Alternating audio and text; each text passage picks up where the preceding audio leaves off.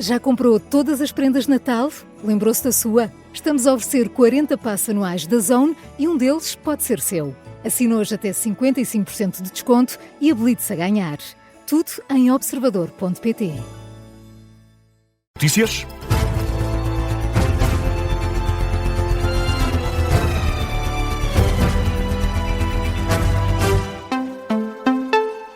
Edição das 8 na Rádio Observador com a jornalista Vanessa Cruz. E começamos, Vanessa, com dois candidatos presidenciais que já reagiram ao chumbo da Lei de Nacionalidade pelo Tribunal Constitucional.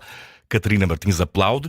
Luís Marques Mendes diz que não é preciso dramatizar. Começamos pelo candidato presidencial apoiado pelos partidos do governo. As 4 normas chumbadas esta tarde pelo Tribunal Constitucional resultaram de um acordo entre PSD e Chega. Falamos, por exemplo, do alargamento dos prazos para pedidos de nacionalidade e a perda de cidadania portuguesa para quem seja condenado por crimes graves. Os juízes consideram que essa sanção seria arbitrária e desproporcional e dizem que o princípio da igualdade previsto na Constituição Portuguesa é desrespeitado. Marques Mendes considera que não se deve dramatizar o chumbo da nova versão desta lei. O que há a fazer não é estar a dramatizar esta matéria, é fazer aquilo que se impõe nos termos da Constituição.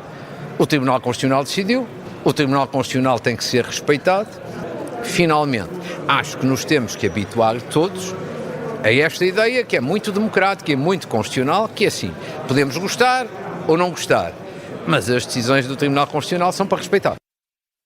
São para respeitar, ponto final, é o que diz Luís Marques Mendes, que esteve na apresentação do livro Luís Marques Mendes, Uma Vida Política, da autoria do jornalista do Observador Luís Rosa, no Porto. Já Catarina Martins, apoiada pelo Bloco de Esquerda na corrida a Belém, aplaude a decisão dos juízes do Palácio Raton em chumbarem a lei da nacionalidade. E ainda bem, até por duas razões. A primeira é porque a lei era má, as leis eram más e cruéis, e em segundo lugar, porque, na verdade, aquilo que preocupa quem vive e quem trabalha em Portugal não era nada do que aquilo em que o Governo esteve a mexer, e o Governo, em vez de resolver o que conta, tinha decidido fazer uma lei cruel que o Tribunal Constitucional vem chumbar, provando que os valores do nosso país são outros. São os do humanismo e os da solidariedade. Catarina Martins, na Madeira, está em campanha na Madeira para as eleições presidenciais de 18 de janeiro. Tendo em conta o chumbo pelo Tribunal Constitucional, o Presidente da República vai ter de votar a lei, o atual Presidente, Marcelo Rebelo de Sousa.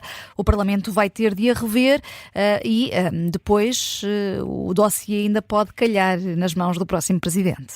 E, entretanto, Vanessa, o PS está disponível para negociar uma nova lei da nacionalidade. A última versão acordada entre PSD e Chega foi chumbada esta tarde pelo Tribunal Constitucional. Tendo em conta a decisão, o deputado do PS, Pedro Delgado Alves, pede humildade ao governo de Luís Montenegro. Felizmente, a lucidez jurídica prevalece hoje. Esperemos que a lucidez política a acompanhe também e prevaleça também. Espero que haja humildade suficiente da parte do governo para perceber que não é dono da razão, nem sequer é dono de uma maioria que lhe permite fazer tudo e que possa ter a capacidade de se sentar a tentar encontrar soluções novamente equilibradas para estas matérias.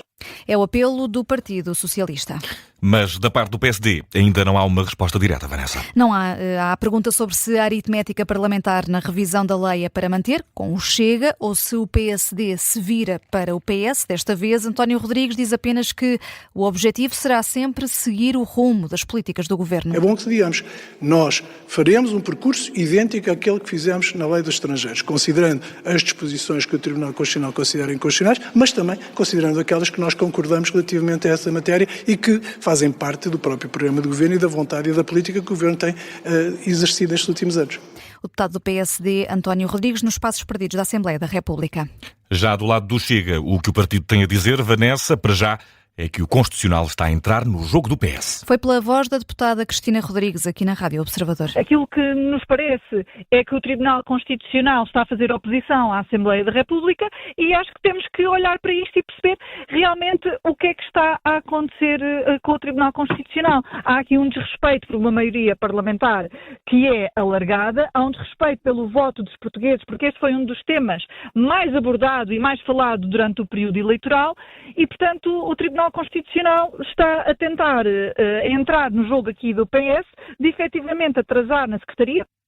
É o ponto de vista do Chega. O deputado da Iniciativa Liberal, Jorge Miguel Teixeira, considera que a unanimidade dos juízes do Palácio Raton em 3 normas traz maior responsabilidade aos deputados na revisão que vão ter de fazer. Acho que o facto dessas 3 propostas terem sido consideradas de forma unânime deve fazer todos os que pretendem alterar a lei da nacionalidade pensar. Portanto, obviamente que isso nos dá uma exigência adicional relativamente ao planeamento das propostas que teremos de introduzir na lei no Parlamento. Portanto, sim, é uma circunstância exigente, mas lá está o nosso papel resolver os problemas que os portugueses querem ver resolvidos. O deputado liberal Jorge Miguel Teixeira também esteve no Explicador da Tarde Política. Já do lado do LIVRE, Vanessa, a reação foi feita no Parlamento. Pela voz de Rui Tavares, considera que PSD e Chega sabiam que a nova lei da nacionalidade era inconstitucional e que fizeram de propósito para que fosse chumbada. De propósito, porque isso permite depois vir atacar o Tribunal Constitucional, como já ouvimos o partido da extrema-direita a fazer, porque isso permite vir a atacar a própria Constituição, como ouvimos o mesmo partido a fazer. E isso leva-nos a crer que 2026 vai ser um ano em que quase de certeza um dos partidos da direita que nos governa a avançar com uma revisão da Constituição. Essa alteração não será uma alteração pequena, ela irá mesmo mexer em princípios que nos valem a todos. É a reação do LIVRE. Já pelo PCP, o secretário-geral Paulo Raimundo diz que concorda com a decisão do Tribunal Constitucional e diz que eram evidentes as inconstitucionalidades desta nova versão.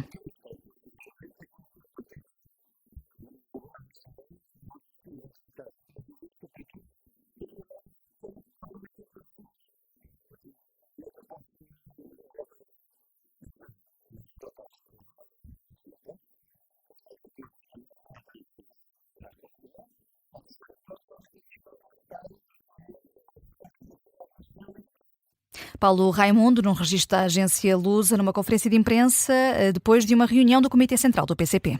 E ainda à esquerda, o Bloco reagiu no Palácio de Belém. Sim, porque o novo coordenador do partido, José Manuel Pureza, foi recebido pela primeira vez nesta qualidade pelo Presidente da República. Diz que o Tribunal Constitucional deu a resposta que devia e quem sai derrotado é o Governo e não só. Nos contornos que conhecemos, constitui evidentemente uma derrota e uma derrota clamorosa do Governo e da extrema-direita relativamente a uma matéria que foi criada artificialmente pelo Governo. Ou seja, na verdade, a questão da nacionalidade nunca foi um problema importante em Portugal, não foi por causa da nacionalidade que as rendas se tornaram caras.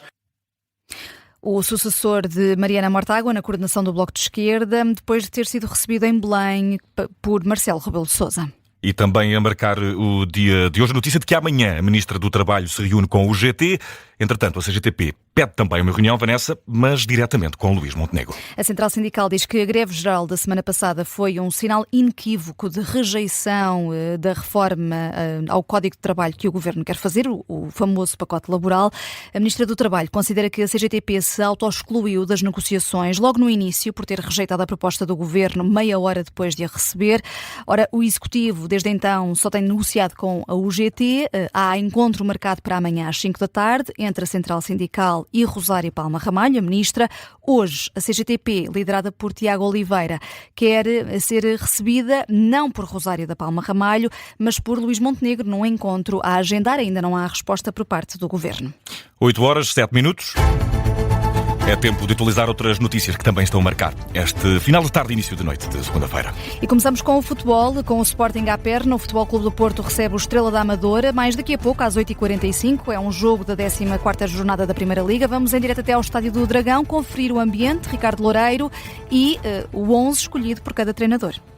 É chegada a hora do líder do campeonato fechar as contas da 14ª jornada da Primeira Liga. Porto com Diogo Costa na baliza, linha recuada com Moura, Alberto, Kivior e Bednarek, meio campo com Rodrigo Mora, Varela e Fraudolte, ataque com Samu, Sainz e PP. Em relação ao jogo da última quinta-feira, saem Pablo Rosário e Martim Fernandes, entram Alberto Costa e Alan Varela. O Estrela traz para o Estádio do Dragão um oceano de sensações, venceu no último jogo, perdeu no penúltimo e empatou há 3 jogos. O guarda-redes é Renan Ribeiro, depois Bernardo Chapo, Luan Patrick e Otávio, laterais para Stoica e Sidney Cabral, meio campo com Paulo Moreira e Negum, último terço do terreno com Abraham Marcos, Alex Sola e Kikas. O árbitro é Miguel Fonseca, a vídeo-arbitragem está entregue a João Bento, são esperados 35 mil espectadores num dia que foi de chuva e com temperaturas abaixo dos 12 graus. condições climatéricas que não vão ser diferentes para esta noite. O embate avança às 20h45. Até já.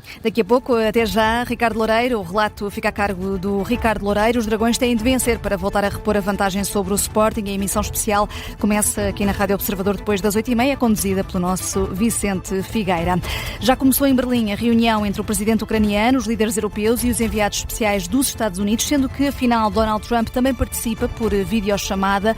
Entretanto, as autoridades americanas revelaram esta tarde que a Rússia estará aberta à adesão da Ucrânia à União Europeia. A ver, vamos com que contrapartida. A cedência de territórios tem sido uma exigência de Moscovo. E agora a história de uma irmã que sobreviveu a um bombardeamento num mosteiro no meio do deserto, na Síria. É uma reportagem que publicámos hoje no site do Observador. E é dos nossos enviados especiais à Síria, Cátia Bruno e também João Porfírio, um ano depois da queda do regime de Bashar al-Assad. Sim, estivemos por lá a fazer a reportagem dos festejos, mas fomos também ao encontro desta história. Esta freira chama-se Maria Lúcia, Miri, como é tratada por lá, cresceu em Mafra, mas foi parar à Síria, Vicente. Diz que não sabe porquê, mas que Deus a enviou para o Médio Oriente. E não há mais freiras portuguesas na Síria, pois não, Vanessa? Não, Maria Lúcia Miri é a única. Chegou em 2008, viveu a Guerra Civil toda no Médio Oriente, no mosteiro de São Tiago Mutilado, é assim que se chama. Tem sempre uma mochila preparada para o caso de ser necessário fugir, mas mesmo alvo de um bombardeamento, como aconteceu, acabou por ficar no Médio Oriente, na Síria. É uma grande história, uma grande reportagem para ler em observador.pt e é também a notícia de fecho desta edição das 8, com a jornalista Vanessa Cruz. Vanessa, um abraço, até à próxima. Até amanhã.